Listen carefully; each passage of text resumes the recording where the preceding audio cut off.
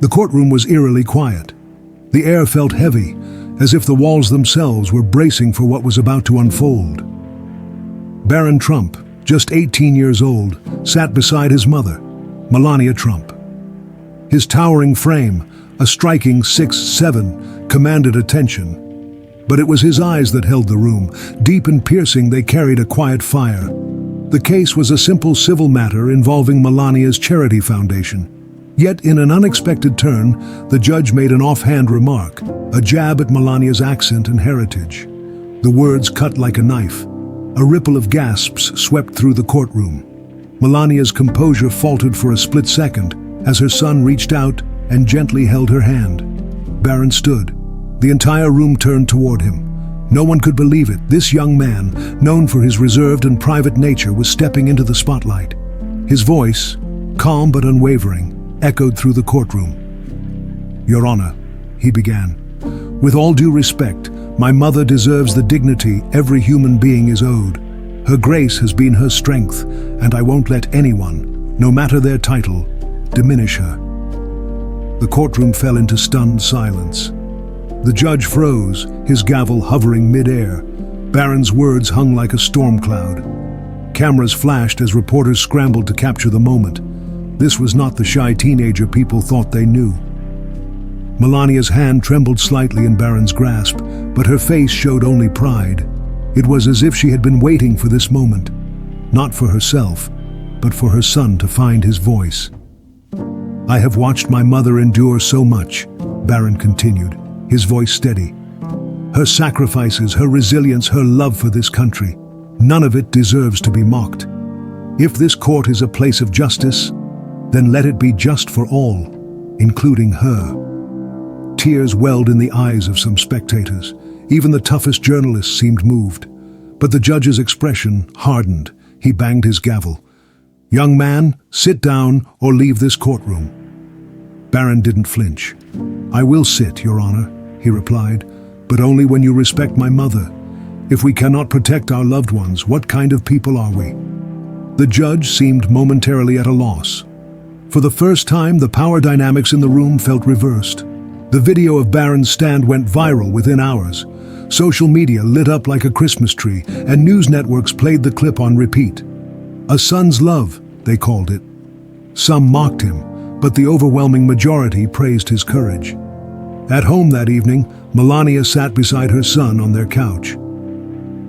"Barron," she said softly, "you didn't have to do that."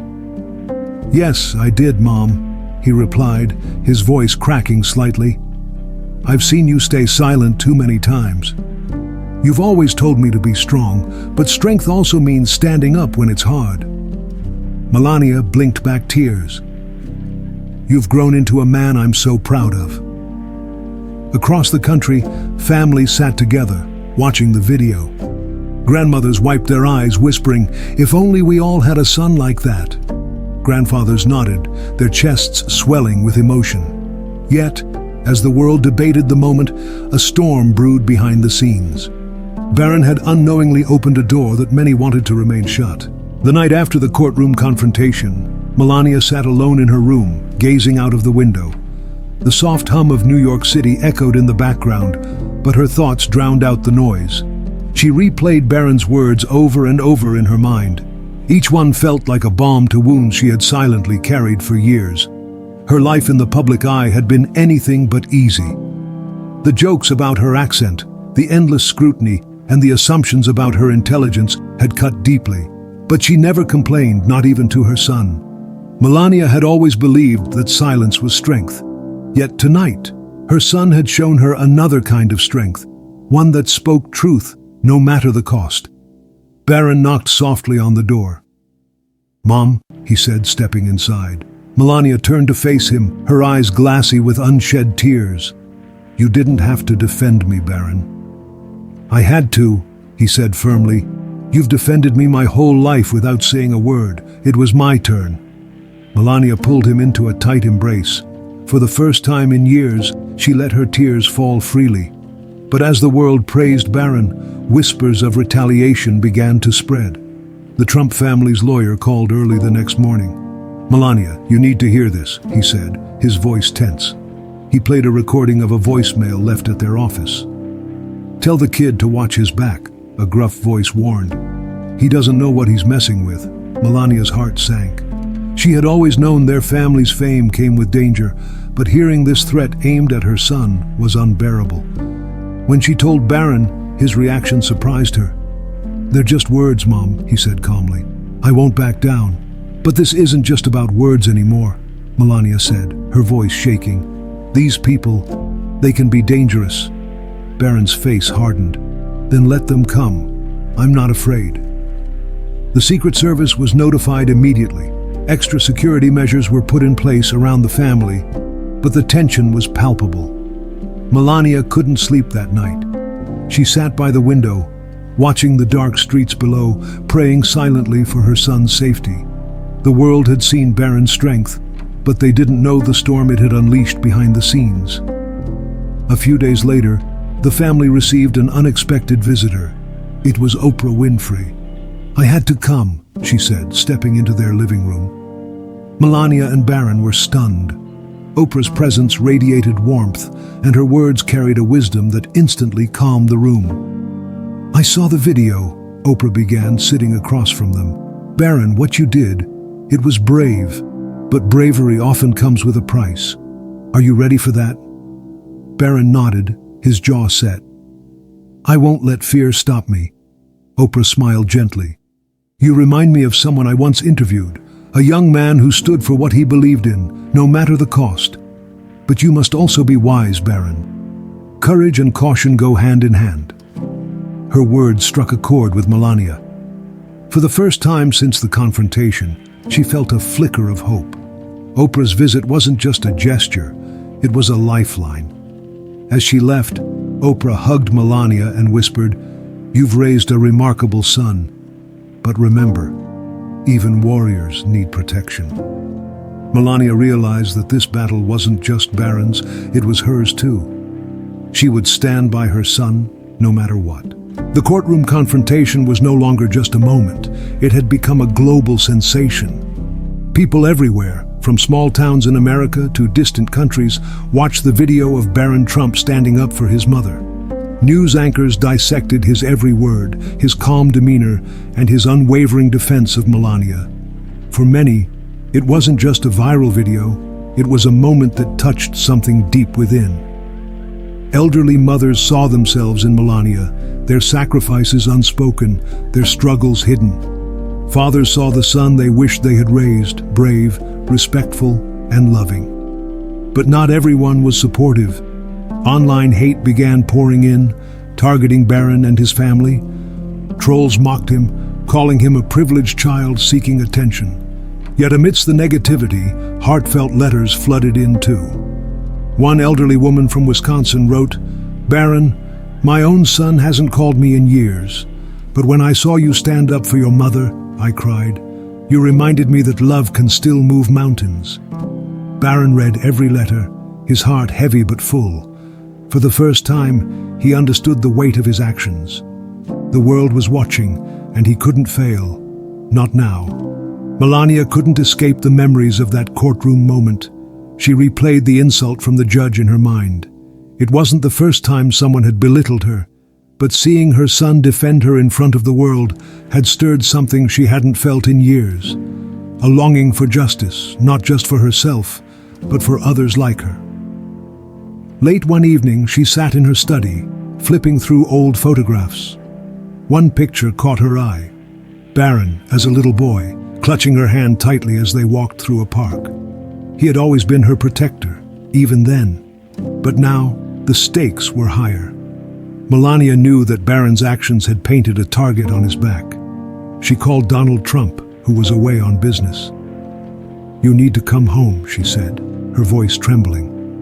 "Barron needs us." Donald's tone softened. "I'll be there tomorrow. Tell Barron I'm proud of him." Melania hung up, feeling a mix of relief and dread. The family was uniting, but was it too late?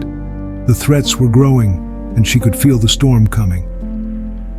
The next day, Donald Trump arrived at the family's New York penthouse. His entrance was as grand as ever, but his focus was solely on his son. "Barron," he said, pulling him into a firm hug, "what you did, it's the most courageous thing I've ever seen." Barron looked up at his father, his face unreadable. "I just did what I thought was right," Donald nodded, his usual bravado replaced by genuine emotion. "That's what being a Trump is about, standing tall, no matter what." The family sat together for the first time in months. Over dinner, they talked about the public's response, the threats, and the road ahead. Donald, ever the strategist, laid out a plan to address the media and ensure Barron's safety. But as they spoke, a sense of unease lingered. The threats weren't just empty words, they were real. And as the family fortified their resolve, someone outside their world was plotting their next move. Unbeknownst to them, the battle wasn't over, it was just beginning. The Trump family's security team doubled overnight. Black SUVs lined the streets outside their penthouse, and agents patrolled every corner. But the unease remained. Melania couldn't shake the feeling that something was brewing. Late one night, as the city slept, Barron stood on the balcony, staring at the city lights. His heart was heavy. The weight of his actions was sinking in. He thought about his mother, her quiet strength, and the years of ridicule she endured. He thought about the threats, the ones aimed at him, but also at the family he loved. "Can't sleep?" a voice asked behind him. It was Melania, wrapped in a soft robe. "No," Barron admitted. "I keep wondering if I made things worse for us." Melania stepped closer, placing a hand on his shoulder. "You did what was right, Barron. Never doubt that." Suddenly, a noise from the street below caught their attention. A car engine idling too long. Melania stiffened. A black sedan had been parked there for hours, its headlights off. Security quickly moved to investigate, but the car sped away before they reached it. Barron and Melania exchanged worried glances. The storm was closer than they had imagined. The next morning, Donald Trump called an emergency family meeting. "We need to stay united," he said firmly, pacing the room. "This isn't just about us anymore. People out there see us as symbols, whether we like it or not." Melania nodded, but her face was pale. "What do we do about the threats?" Donald's voice softened. "We stay vigilant, and we keep going." Barron's message resonated with millions. "We can't let fear silence us." Barron listened quietly. For the first time, he truly understood the weight of the Trump name. It wasn't just privilege, it was responsibility. Later that day, Oprah called Melania. "I've been hearing things," she said, her tone serious. "You need to be careful. When someone stands for something, it always makes them a target." Melania's voice cracked. "It's not just me, Oprah. They're targeting my son." Oprah paused. "Then you must show the world your strength, Melania. Together, you and Barron can turn this moment into something greater, but you have to be ready for what comes next." As Melania hung up, she felt a renewed sense of purpose. They wouldn't just survive this storm, they would rise above it. That evening, the family received a call from someone they hadn't spoken to in years, Barack Obama. "Donald," Obama's voice came through the speakerphone, calm and steady. "I've been following what's happening with Barron. I wanted to say, I'm impressed." Donald raised an eyebrow, but there was no hostility in his voice. "Well, I'll be honest, Barack. I didn't expect to hear from you." Obama chuckled. "I get it, but this isn't about politics, it's about family. As a father, I can't imagine what you're going through. And as a leader, I know how much pressure this must be for Barron." Melania leaned closer to the phone, her voice breaking slightly. "Thank you, Mr. Obama. It means a lot." "I want you to know," Obama said, "you're not alone. If there's anything you need, you can call me. Sometimes, the hardest battles bring out the best in us."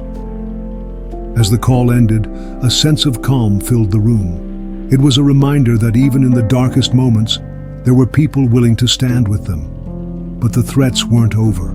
They were only beginning to unravel. The courthouse was alive with tension. Barron, Melania, and Donald Trump walked in together, surrounded by their security detail. The media was relentless, cameras flashing and reporters shouting questions. Despite the chaos, Barron's face remained calm. This time the stakes were higher. The judge, now under investigation for misconduct, had filed a defamation suit against the Trump family. Barron's stand against him had shaken the judiciary, and whispers of corruption were spreading. As the hearing began, the judge avoided eye contact with Barron, whose piercing gaze didn't waver. When called to testify, Barron stood tall, his voice steady but filled with emotion. "I spoke out because what was said about my mother was wrong. My family has been through a lot, but no one deserves to be disrespected like that." The room fell silent. Even seasoned lawyers were moved by the 17-year-old's maturity. Melania wiped a tear from her eye, her heart swelling with pride. But the moment of calm was short-lived. As Barron finished his statement, a sudden commotion erupted outside. A protester had broken through the security line, shouting threats. The courtroom was put on lockdown, leaving everyone shaken and unsure of what would happen next.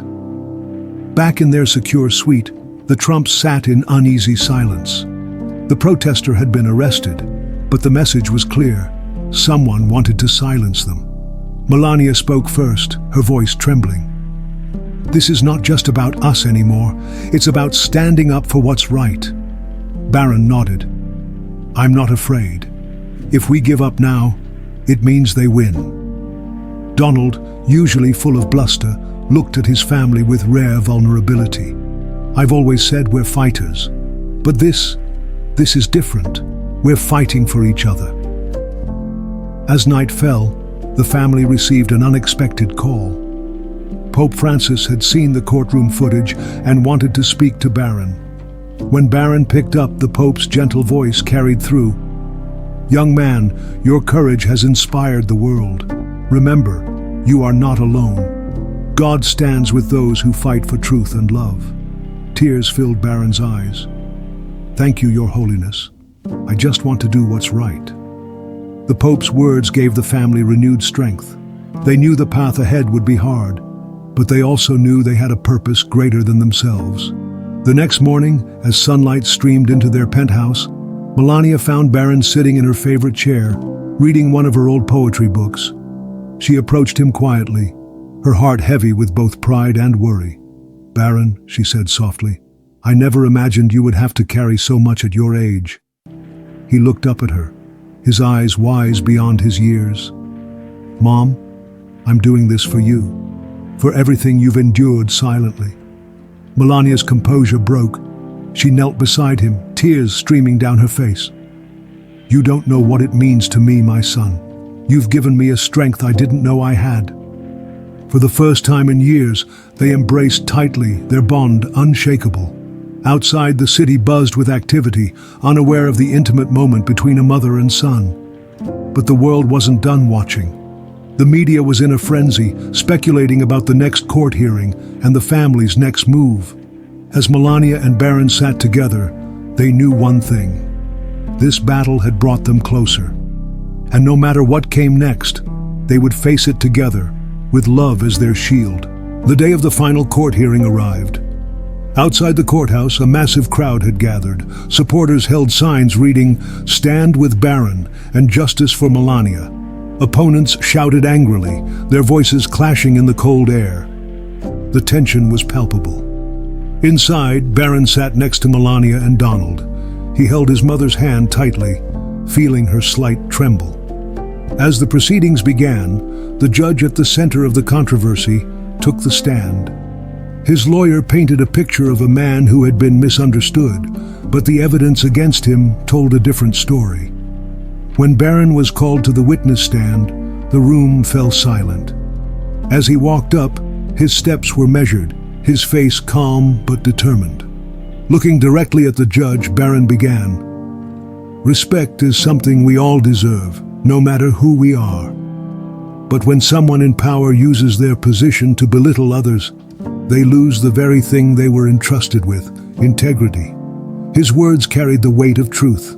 Tears welled up in Melania's eyes as she watched her son confront the man who had caused her so much pain. The courtroom was still, every person hanging on Barron's words. The judge avoided eye contact, his once confident demeanor crumbling under the young man's composure. After hours of deliberation, the jury returned. As they read the verdict, the air seemed to freeze.